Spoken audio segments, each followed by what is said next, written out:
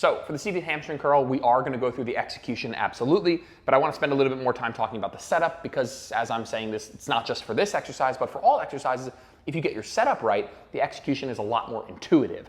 So we're going to talk about how high this should start. We're going to talk about where this should go on your leg. We'll talk about how far up or back this backrest should be. Should you lean forward? Should you lean back? You know, what should you do with your toes? All of that stuff. So let's start with how high this should be, right? And again, every machine is different. Every machine's gonna have a different amount of customizability here. So I'm gonna just go through what my machine has. It's probably pretty standard for what yours has as well. So I wanna start this, right? I could start it here, and I could do that ham curl from here down. I wanna start this as high as possible, as high as is comfortably possible. And so for me, that's gonna be somewhere around here maybe? No, a little too high. No, I can go a little higher than that. Here. All right. And what that does is it allows me to get my legs fully straight here and pre-stretch the hamstrings. If I were to start the movement from here, my knees would already be bent and I would be missing some of that fully lengthened position of the hamstring. And so we want to start this as high as possible because as I'm even doing this, as I'm straightening my legs here and this is pulling me up, my hamstrings are getting a deep stretch. I'm not even doing the exercise. So you want this to start as high as is comfortably possible for you. As far as where this pad should go on your feet or on the back of your legs, I don't have full customization of that. I can't make this weight arm longer or shorter. You probably can, depending on the machine that you have. But long story short, you generally want it to be roughly on your Achilles, maybe just a smidge higher than that. You don't want it on your heels. If you're wearing low socks, you'll want it on your skin. That's like a good kind of indication of where it is.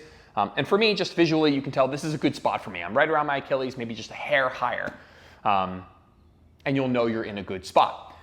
Now, as far as the backrest, what's most important, I'll take this out so you guys can see.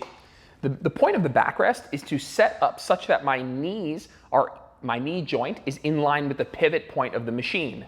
I'll take my leg out here. Now the pivot point of the machine, and it will look different for everybody, for me is this thing right here. And I want my knee joint in line with that, such that when I flex at the knee or I pull my heels down, I'm moving around the same pivot as the machine, as the weight arm, and that's gonna be most comfortable for my joints, but also just best for growing muscle because it's gonna be the best for doing the exercise.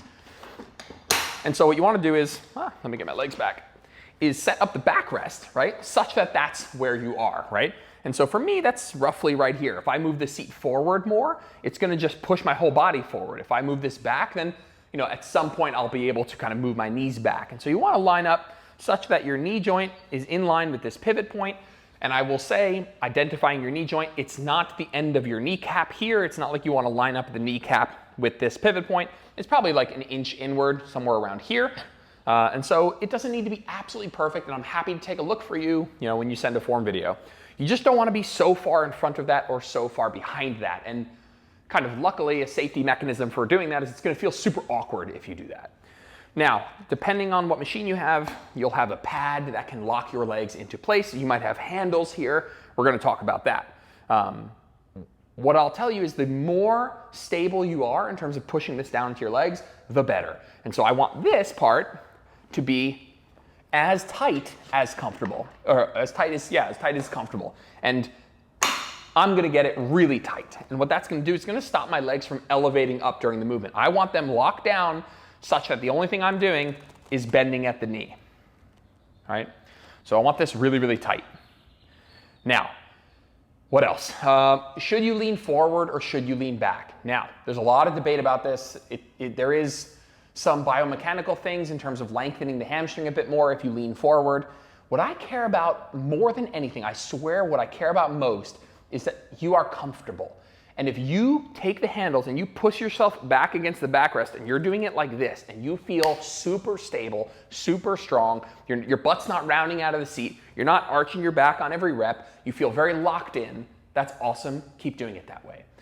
I have found that I feel a little bit better when I lean forward just a little bit, like this, right? I'm not dumping over the handles like this, but if I were to have handles like this, I would feel most comfortable kind of like I'm sitting right now. A little bit of rounded back isn't bad. I'm not doing that on purpose, just comes with this lean forward here. You're not messing with your spine or anything. Your back's not doing anything, so I wouldn't worry about that too much. So try pushing your hands back and try a hard set and see how that feels.